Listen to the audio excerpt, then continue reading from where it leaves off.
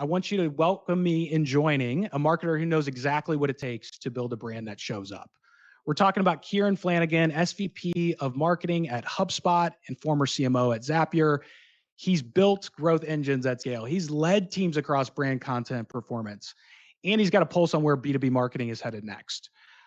For me personally, I particularly enjoy all the awesome prompts and workflows he shares on LinkedIn and in his newsletter around AI and all that great stuff, man. So let's welcome Kieran to the stage all the way from Dublin, Ireland. Kieran, welcome, man. Welcome to summer camp. Yeah. Thanks for having me. I'm excited to share more prompts. That's what people always want from me. So give some people what they want. Prompts are currency, I heard. Yeah, that's it. Prompts are how marketers code. It's the same thing as writing code. It's the marketer's version of writing code. Well, like AI in general has obviously disrupted so many things.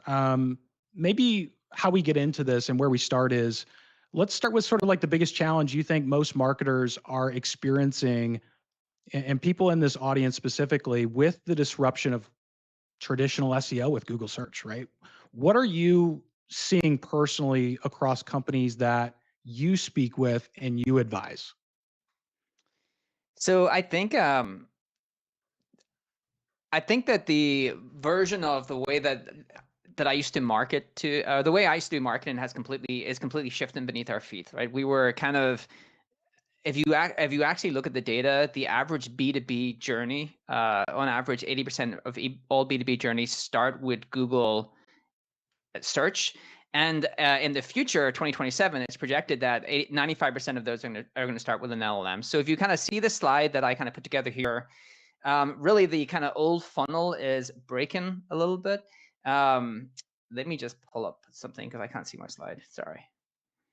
Okay, so let me nearly 6%. So basically, nearly 6% of all searches end with no clicks, right? And why is that happening? It's because Google is doing a better job of answering your question within the search itself. I know Rand Fishkin is here. He talks a lot about this.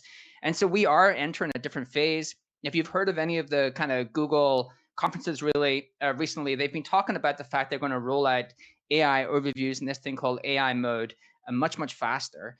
If we go to the next slide, let me just make sure I'm clicking this correctly. Like we're kind of entering this era of zero-click searches, right? It's not just that Google AI overviews has rolled out to 35% of all searches. And again, if we look at the last conference from Google, they said, hey, AI mode, which is really the AI overviews, is going to be the default way that you search. So the default way you search is going to be asking the AI assistant a question, the AI assistant looking for the answer, and giving you that clear and concise answer. So you never really have to click on the blue links. And it's not just that, right? Search is being unbundled. So you have a bunch of new competitors, and you'll hear about this a lot this week, which is the likes of ChatGPT are a really great search engine. And it's estimated they have about 400 million weekly active users. They have over 1 billion users. So this isn't a future thing. This is really happening. And this is like a now thing.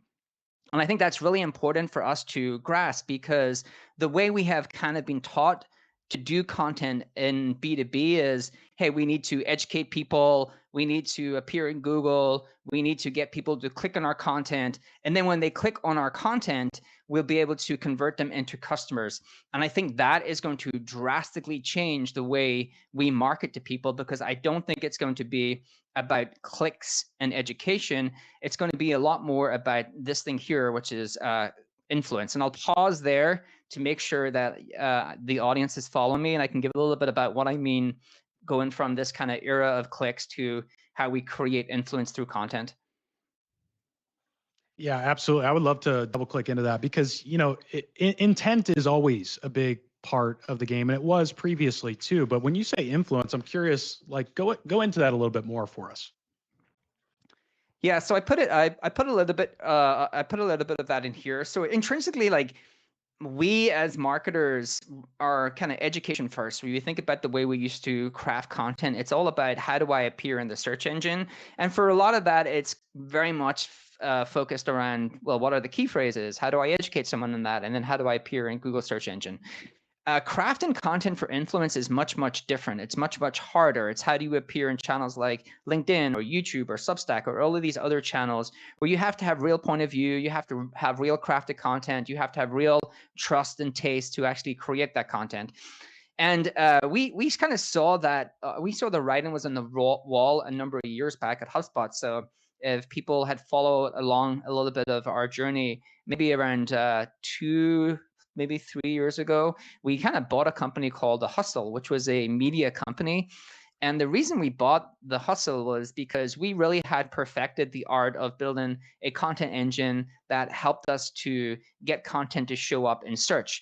But the thing we knew would be important in the future is showing up on all these other channels where kind of personality-led content is much, much more important. And what I mean by that is these channels that are growing, whether they are social channels like TikTok or YouTube or podcasting or whatever other social channels and Substack, things like that, they lend themselves much more to a individual person, a personality, people who may still work for a brand, but they are really part of the kind of content engine. Like they show up as the content. People want to hear from them.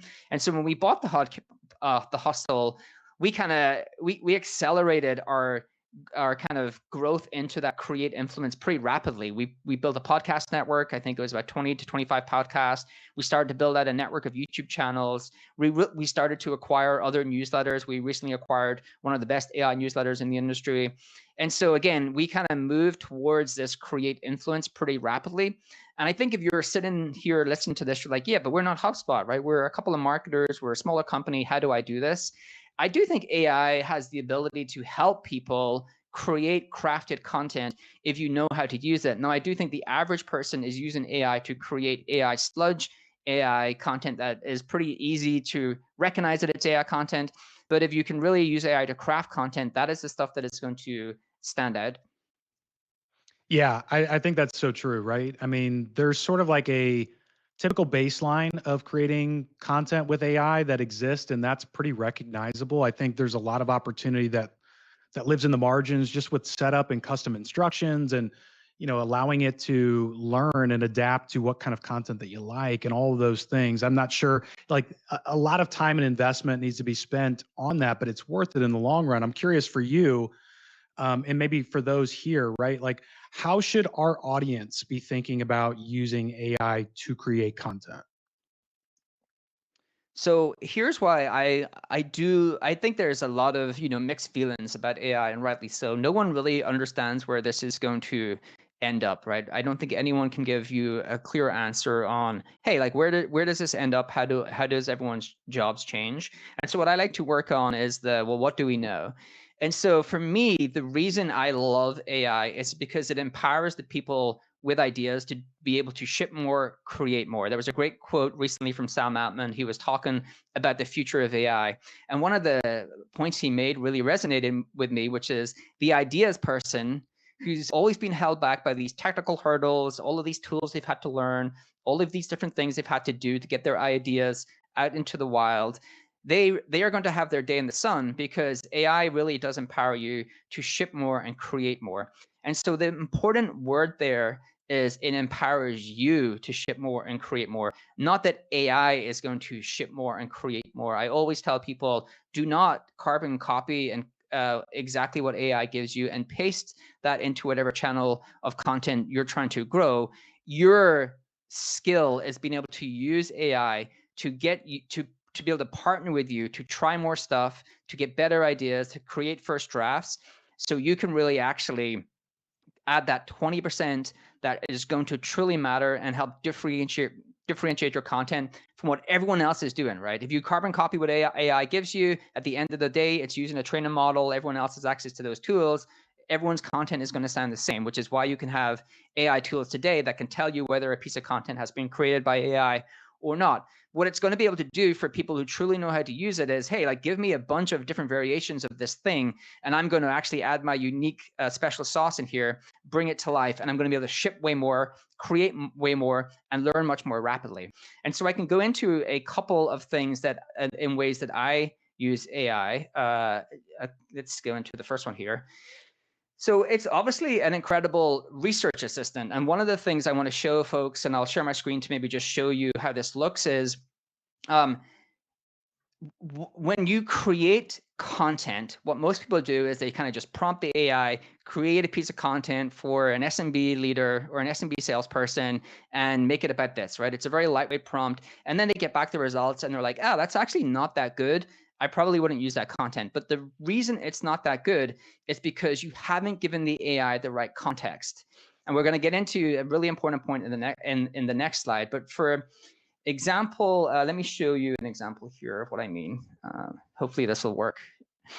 So hopefully you can see my screen. If you can't, please do a shout and say, hey, I can't actually see your screen. But so this is just I would say this is a very lightweight prompt, right? This is a very lightweight prompt to create an audience style guide. And so the really incredible thing today is when I used to create these style guides, which is basically how do I create a style guide to figure out how I will create content for that audience in a way that will resonate with that audience.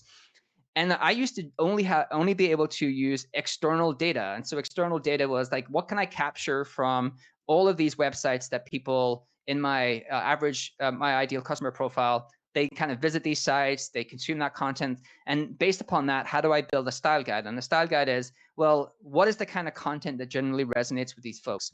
Since I used to do that, now you can actually integrate internal data, right? So for anyone who's using AI within their work, whether it's OpenAI, Claude, or Gemini, they can actually have access to your internal data.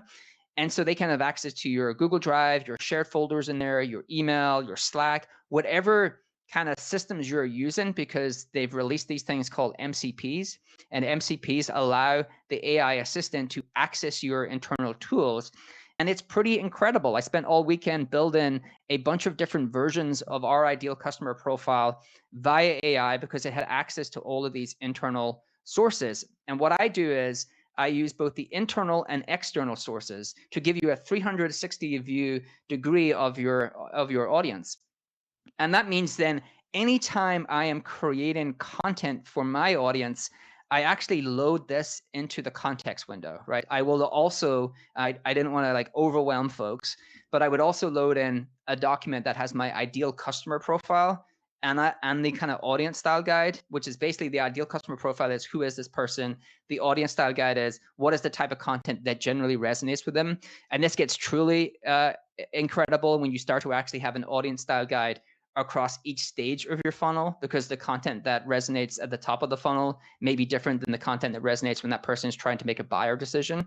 But all that to say is where I see people go wrong, like this is like tip number one, where you go wrong in creating content with AI. And the reason a lot of it is kind of generic is because you don't have enough context. And deep research is incredible at building two types of context that will really transform the output you get from AI. The first is the ideal customer profile that I haven't shown here, but the other one is this here, which is this audience style guide from your internal and external data, right? So I tell it to go for internal sources, and then I say to enrich from external sources. And these are just examples. This is for illustration. I'm not obviously going to show the exact one that I use. You can kind of edit this to your tastes. I do think the other tool, I'll just kind of give a shout out here, is Perplexity Labs. Does a really incredible job of external data as well. So I'll quickly pause there, Drew, see if that first one makes sense, and then I can get on to the next one, which I also think is a really powerful AI tip for creating content. Yeah, I think at this point, right, AI's been around long enough. I used to sort of call this out in three buckets, right? You're either a AI tourist, commuter, or you're a local, right? You're a tourist, you've used it once, and to your point, right, you probably played around with it enough to just get a negative sense of what's possible because culprit number one, not enough context. Then you've got people that commute, they use it from time to time, but they really don't know how powerful, right, it is. Sure, they know a couple of the spots where you can eat or hang out, but that's it.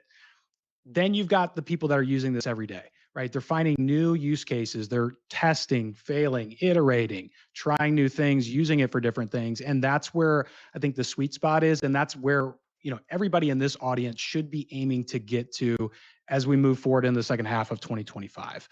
I want to go back to your point about sort of expanding on that.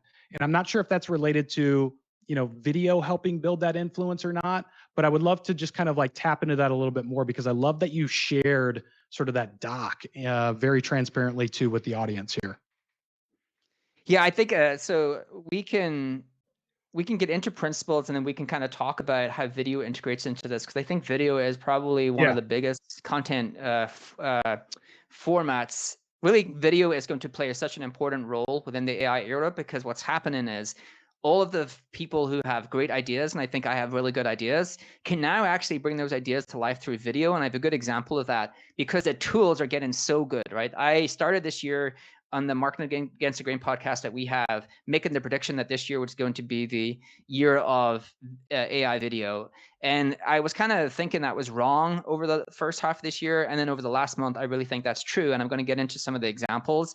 The other one I just wanted to kind of quickly shout out first was, I can't even emphasize this enough.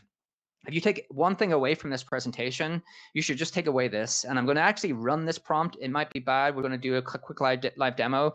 But AI is the most, AI is incredibly effective at reverse engineering anything. I will just say anything. So like whatever you want to reverse engineer to see how you could recreate that, and then actually you can recreate it with your additional wants and needs and taste.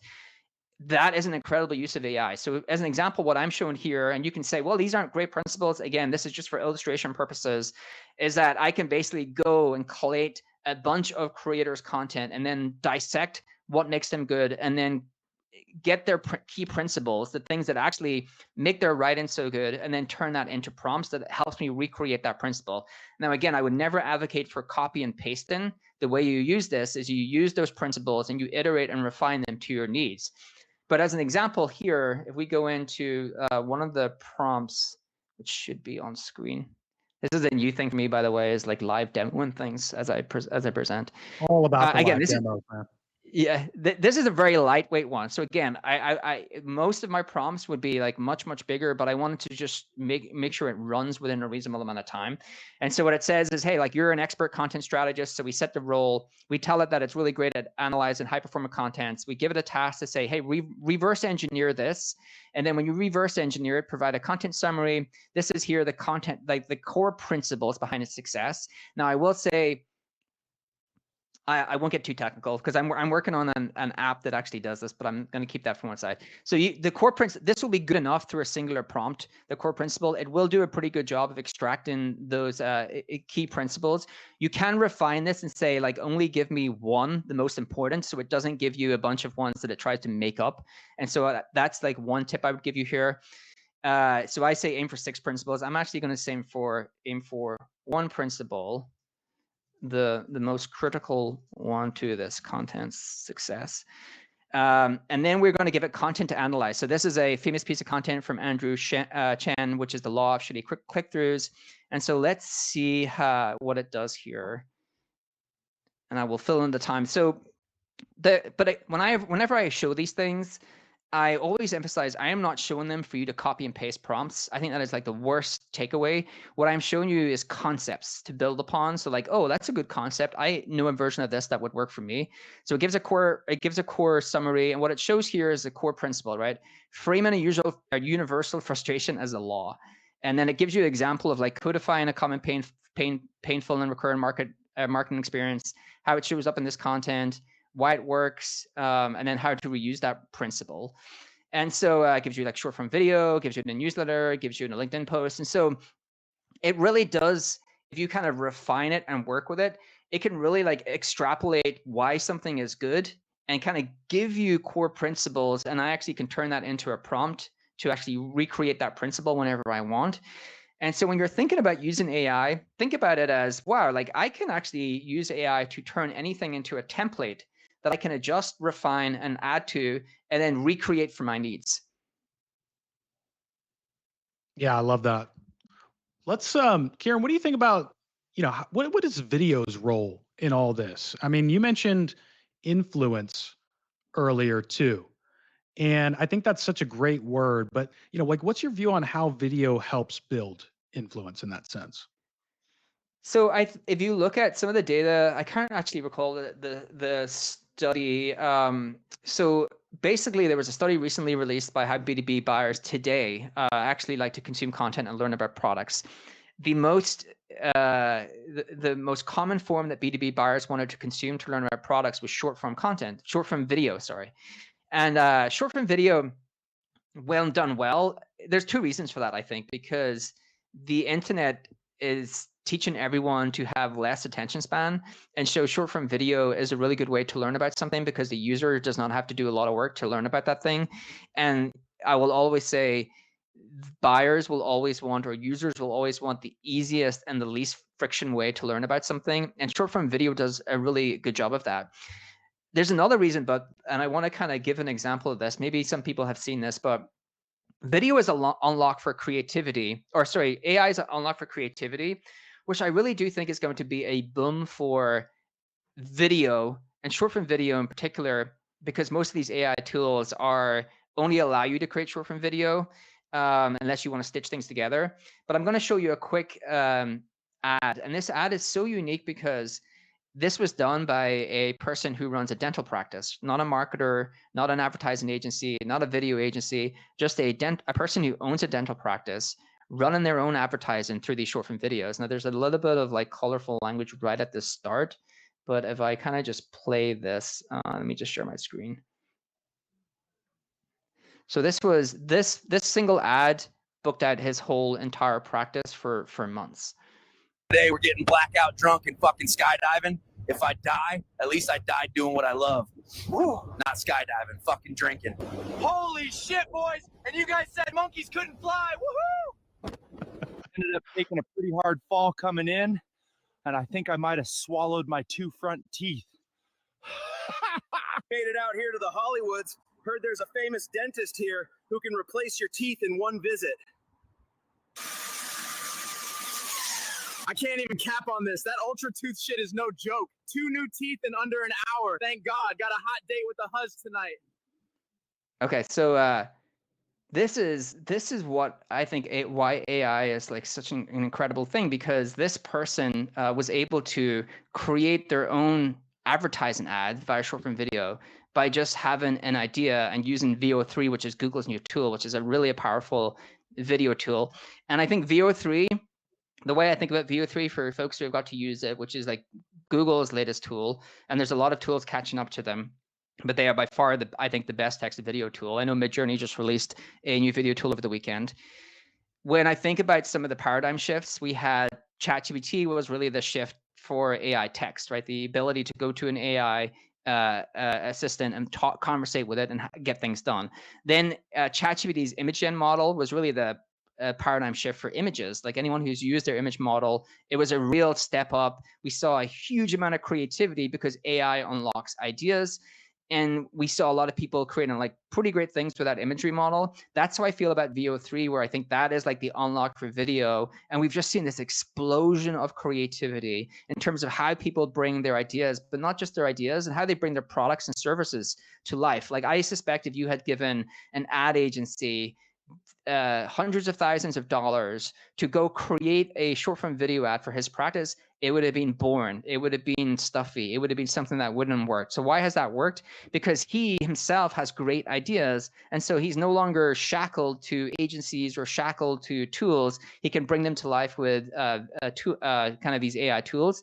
And I think that's like pretty incredible. And so that, to me, video will be one of the more ubiquitous content forms that we create for our brands. And I think the great thing for all of us is that we can all use these tools to bring our product services to life through video.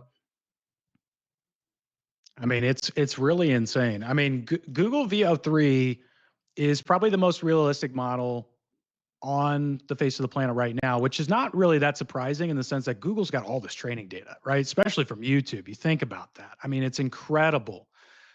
They're not the only ones. There are plenty of ones out there, but I think your point is this, right? Democratize creativity. Anybody, anywhere, with a shoestring budget, could essentially put something into motion without the fear or hesitation of cost, right? Like not knowing what they're doing and who they're hiring to do the camera work and all this and that and the other. It doesn't have to be this long drawn out thing. You can create something day of, right? Which Right. is extremely, extremely Exactly. powerful. I mean, that time to ship something now is faster than ever before. So I love that example. And I think like, I'm curious if anybody else in the audience has seen those types of videos start to pop up, because I'm seeing them everywhere now. But yeah, man, I love that example there. I'll just like give the audience one of the let me just show you one more actually, because this one kind of blew my mind a little bit as well. We had the Captions founder on the Marketing Against Screen podcast, and he showed us an ad they created with their new tool. Now, again, this is all what I'm going to show you here is all AI generated. This to me is the single best ad that I have seen created via AI. It's only 33 seconds, but remember, in a world gone by, this would have cost hundreds and hundreds of thousands of dollars to create, because look, when you go through it, look at all the different actors and actresses and look at all the different kind of settings they go through. So I'm going to just quickly play this. It's really short, but I just want to show you how good these tools are getting. Head video, but don't want to get on camera.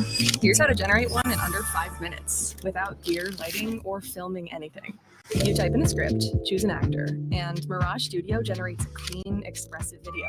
This isn't for cinematic work, but for ads, product demos, explainer videos, and landing pages. It's fast, and it scales. You get 90% of the impact without 90% of the production for marketers, founders, or anyone scaling content without a production team. Mirage Studio, built for scale. So you just would so you just wouldn't be able to distinguish that between, you know, what an agency, a video agency or an ad agency created and versus like what a single marketer can now do with these tools. So just a huge moment in time for creativity.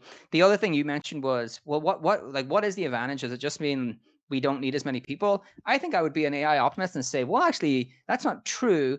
The upside here is, instead of creating one video, we create 1,000 variations of that video tailored to smaller amounts of audiences, right? So like, to me, you can be way more precise with your marketing, because now you can create all of these things for a small subset of your audience and really tailor it for their interests.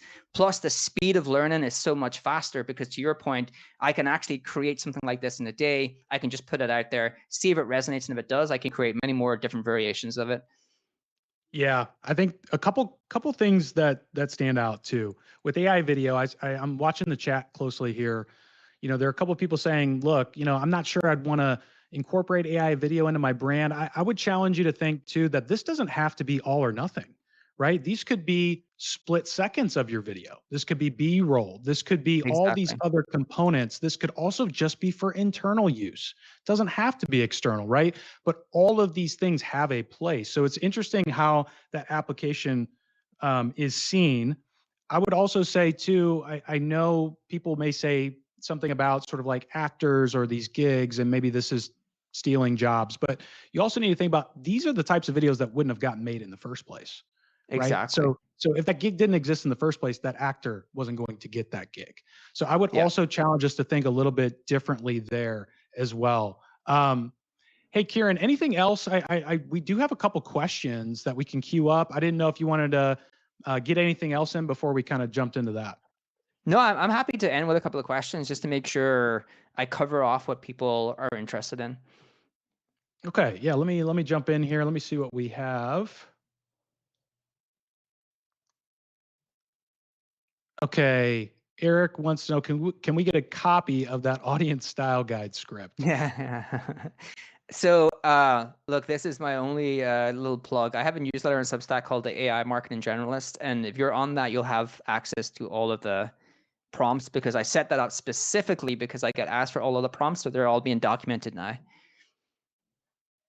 Yeah, I think that makes sense. There's also this one here. What is the difference, you think, Kieran, between impact and influence? Influence seems fleeting, whereas impact seems a little bit more permanent. Do you view those things differently? And if so, like, are there different strategies for each? No, I think that's a good question, because when I say clicks to influence, I don't think influence shouldn't create impact, because if it doesn't create impact, it's not worth doing. What I just mean is that it may not show up as typical clicks. And so what we've kind of held ourselves accountable for as we put content out, it gets a bunch of clicks, and then we can measure all the way to customer. If you even just look at how AI search optimization works, and if you look at the tools that help you figure out how you appear in ChatGPT and these other AI platforms, what they're looking at is share of voice. They're not looking at how many clicks am I getting. It's more like a brand metric, and brand is like influence. And influence, unfortunately for marketers, means that you cannot track directly the impact. You actually have to correlate the impact. Like, as my share of voice goes up, am I actually seeing more sales? Is my business getting better? And I think marketing, one of the hard things about AI is going to be the transition from marketers to a world where things are less trackable and do look a lot more like traditional metrics we looked at prior to having performance marketing, which was really search and paid advertising. Yeah, I agree. Hey, let's bring this one up. Maybe since there was a newsletter you referred to as the best AI newsletter. No, I just said I have I would not call my own the best, because Oh, I would don't not have that call big your of a. own. It's mine. It's called the AI Marketing Generalist. So it's Kieran Flanagan.io, but it's a Substack. Got it. Let's look at this one really quick. What are some actual GEO tricks that you think will work, not just a flash in the pan stuff? So, GEO referring to optimization through LLMs, guys. I think so. Like this, my whole framing of marketing is we're going from the era of like segment marketing, when we create a bunch of things for large numbers of people, to like much more precise, like micro audiences. And it's the same actually for LLM optimization, where Google taught us to optimize for these kind of key phrases, and so taught us to search in key phrases. AI actually is helping us go back to just conversating with an AI assistant and figuring out what recommendations we want, how to search for a product, which means the number of searches related to your product probably goes from like 18, 20 keywords, because B2B doesn't have a lot of keywords when you're searching directly for a product, to like hundreds, if not thousands of variations. And so you actually have to create more niche precise content to actually make sure that content gets pulled into the LLM for these niche queries. And that's one of the biggest tips I can give you. Love that. Kieran, as a content manager, any key skills or courses you recommend? I think content. I'm a content creator. have found AI incredible for content. I will say there was a great study from MIT recently that said AI is making us dumber. As someone who uses AI for 10, 12 hours a day, I do worry about that. I can see myself trying to move too fast at times, not internalizing the domain expertise. So I always make sure that I write. And what AI does is it's a great research assistant. It gives me variations. I ask it for data points. I ask it for contrarian takes. I ask it to like argue against the points that I'm making, but I never ask it to write my content. And so that's the one thing, if I'm a content person, is like what's going to separate you from the pack is having taste and being an incredible content creator and knowing how to empower all of that to let you ship more, create more via AI versus AI taking either of those things away from you. Love it. All right. Well, Kieran, I think that's all the time we have for questions here, man. But that was a great session. I mean, we covered a lot in 30 minutes. That was incredible. So I just want to say thanks for helping light the fire for summer camp here.